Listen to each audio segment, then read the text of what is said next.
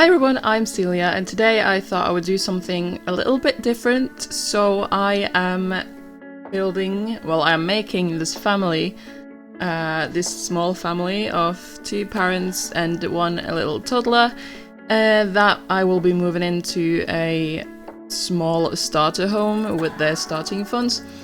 And I don't know, I thought it would just be really fun to make this little family first before I made them the starter home, and I really just wanted to make a starter home for 2 Sims. Obviously you don't get any extra funds for the toddler, so I just had to use the same money that you get for both of the adult Sims. But yeah, this is the family that I'm making. The first one is Erin Sanders, and then she is married to Connor Sanders, and together they have little Lacey. When I was making this family, it really just made me want to play with this family in this house that I was building, and I just thought it was so fun and a way to kind of connect more to the build I was making, because I was able to make this story in my head of where they were moving and who they were, and like the kind of like the backstory for moving into this house, and it just made it so much fun. It's quite a quick little CAS part of this video, or creatism, because obviously it takes a lot longer to build, and I didn't spend very long on them, and I didn't include anything else than the like normal everyday wear, so that's the only thing you'll see me do in this. But yeah, this is Erin Sanders.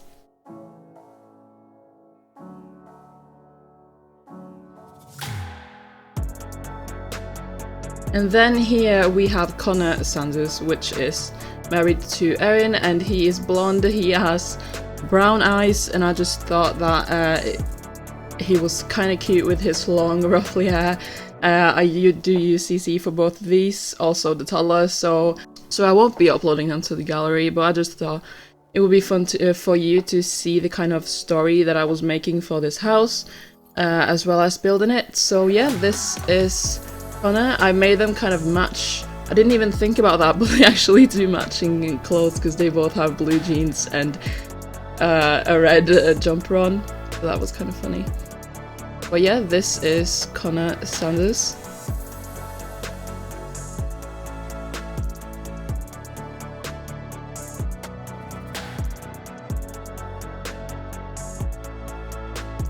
And last but not least, we have the little Lacey, which also takes from her father. So she also has brown eyes and blonde hair, and I just thought she was so cute by the time I was done. I don't know, I think it's just the combination of blonde hair and brown eyes is just so pretty to me. So this is Lacey.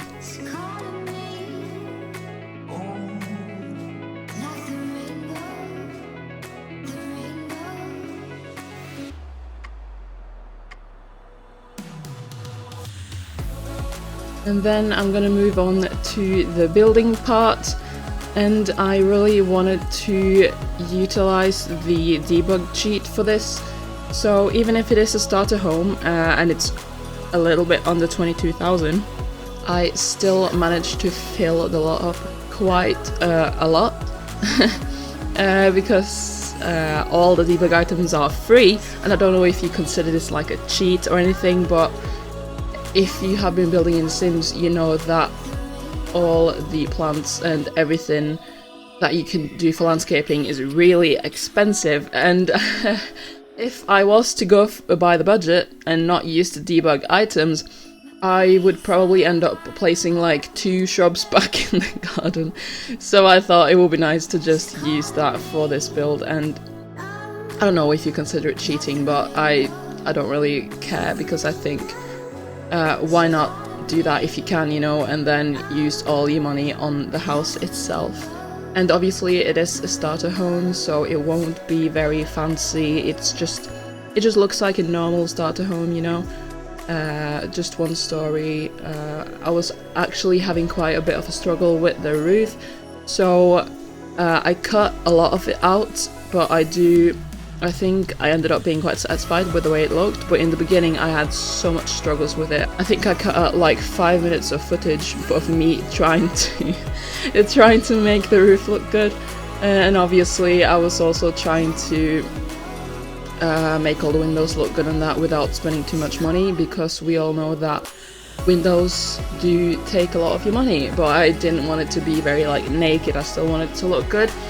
So I just tried my best, and then I do also go quite a lot around here and change up the windows, changing the shape a little bit, and yeah, I do go a lot back and forth with the outside of this build before I start landscaping. And the landscaping was actually fairly easy, although it takes so much time to go through the menu for the debug object. Like, oh my god, I spent so long trying to find the things, and if you are familiar with using this debug cheat and going through that menu, you would probably know how difficult it is, because as I've said before, if you find something and you like it, or you suddenly lose it, or you can't use the eyedrop tool, you can't do any of that, so you have to go back all the way up or all the way down and look through 100 of different items to find that exact little plant that you're looking for.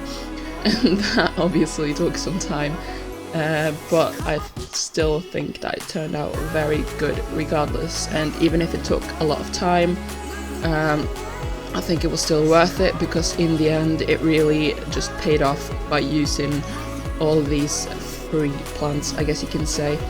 And I can imagine, like, if you think about it that way, that plants were already there, or like, I don't know, it just feels so weird to me that every little plant is gonna have to be so expensive, you know, because I don't know, this was more about the house itself, so that's where I kind of put the money in, and tried to use all the money the best that I could for this, and then the outside will just be, we'll just pretend that it was already there or something. If you are, if you want to be like the most honest player and you don't like to cheat or anything, but I do for this, so that's just the way that I play it, and I hope that that's okay. But judging by the way it turned out, I think I am very happy for using that cheat, definitely, because you can see a lot of plants around here, and they are definitely not cheap. So yeah, that's basically all I'm doing now. I actually saw a picture that inspired me to do this build. So I was looking for very small family homes for a small family, and then I realized that I could do a starter home, because I haven't done that yet, and I actually, I usually build without any restrictions for money, so I thought it would be fun to try and kind of use this restriction for myself as a challenge, to see if I could actually manage to do it, because I have never done it before. Well, I may have done it a couple times, but not to this extent, and it's quite a big house as well for a small family, so that is why the money was a bit of a struggle. So we're going for the cheapest lights, everything, the cheapest, almost everything. In the end I do end up having a little bit of money left over, so I go back and add a few little things, but in the beginning it was really hard to kind of figure out where all the money would go. Although I tried going for most of the cheapest stuff, there are some objects that I just had to place that weren't like cheapest, but I still want it to look good, you know, because the starter homes that you usually get don't really look very good, and they usually just have like a couch and like a dining, like 2 chairs and like a little table in the kitchen, and just one bed in the bedroom, and there's really nothing there. And so I thought I would try to fill this out as much as possible using the least amount of money that I could, and I think in the end it turned out good for a starter home. Obviously if I had more money I would have done it differently, and I would have added way more things and decorated it way more, but with what I had, I think I managed to utilize it very well. And obviously after you've lived here for a while, you can like replace stuff. Like those counters are the cheapest counters you can get, and they look like pretty dirty and all that, but if you get more money as you play in this house, you can always replace them. And I think that's like kind of like the story that comes with it, you know. If you move into a cheap house, maybe they already have this this kitchen, for example, that's very old, and you don't have the money to replace it, so you just live in it until you can afford to renovate it or anything, or add more things to it. So that's just what I decided was going to be the case for this kitchen. And there are a minimum amount of objects also in the living area and the kitchen, and obviously it's very cramped, there's not a lot of space. So I do actually place down a little accent table there, and then I put the tiny TV on top, like the cheapest one. So I do size it up, and I actually checked it and it still works. So you can get the cheapest TV, size it up, and then it'll still work like a normal TV. So I thought that was pretty good, because that means that I could use less money on it while still making it look like a normal TV, because it usually is quite small and it just looks like a PC monitor kind of TV, but now it looks like a normal TV. And then I use I think in some places I use the smallest rugs and I size them up. One, because they are cheaper, but you can always just size it up to make it look bigger and it won't look bad either. At least I tried to make sure that it didn't look very bad. I also placed down this half wall because it was such cramped space. I really wanted the living area and the kitchen to be kind of separated, although you can still look right over to the kitchen counters, but as much as I could, obviously, without putting full walls down. And then the bedroom is very simple. I didn't have much money to put anything in here. Obviously the money was the biggest challenge for this. If I had a lot more money to use like unlimited amounts, oh my god, it would look so much better. But you know, sometimes you just gotta challenge yourself. If you want to play The Sims in an honest way without using any cheats or anything, then a starter home is probably the best way to do that, and then you can kind of build yourself up from there. So I think actually I'm gonna start playing with this family that I made, because I really just love them. I thought they were so cute, and this cute little home as well, with a little back garden that I'm gonna place down in a second.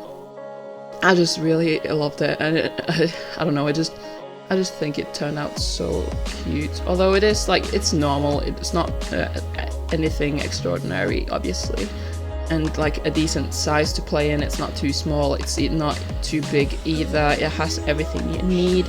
Obviously there's not like a bookcase or anything in there, but you can just go into the kids' bedroom and get the books from there, because that's where I put the bookcase.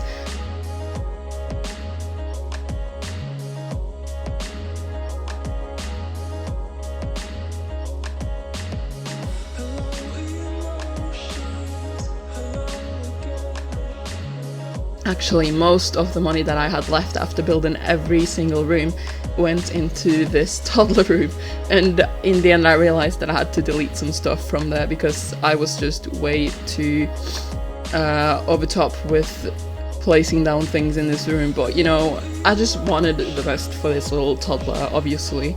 Give it a very cute room with a lot of stuff in it, because you know, you just gotta make them toddlers happy.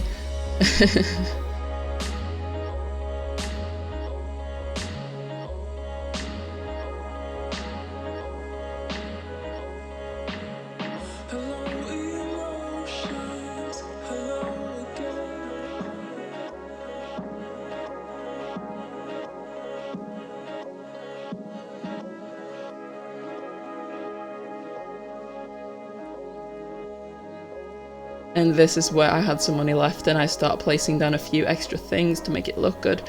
But and then I also place a microwave, I think, but I do end up deleting it again because I realized that I had to go and place things in the backyard, and I needed more money to do that, so I think I delete some stuff again. I also just used the clothesline thing from the debug menu, and I thought it was so cute. I just couldn't resist. But because I had a washing machine, I realized that I had to have an actual functioning, like, clothes rack drying thing out there, so I placed another one as well. And the fencing also was a bit expensive, so I had to choose the cheapest one, but I think that really worked for this one as well. Obviously it is a starter home, so you can't expect to have the best things in here.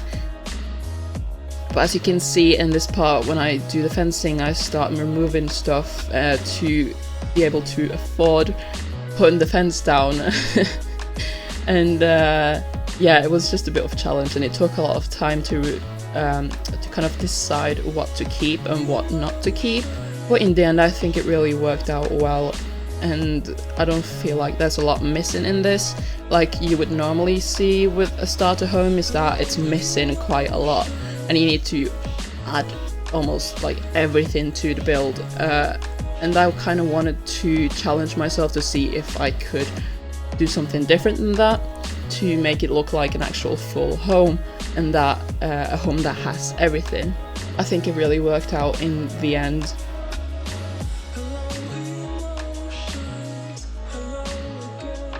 And now I am just doing some final little things with the landscaping, finding more objects in the debug menu, and it's like I keep finding new things in the debug menu and new items, and then I'm like, oh, I want to place this down, and then I just end up going back and forth trying to find a place for it, or replacing stuff, or anything like that. Say something that will make my day.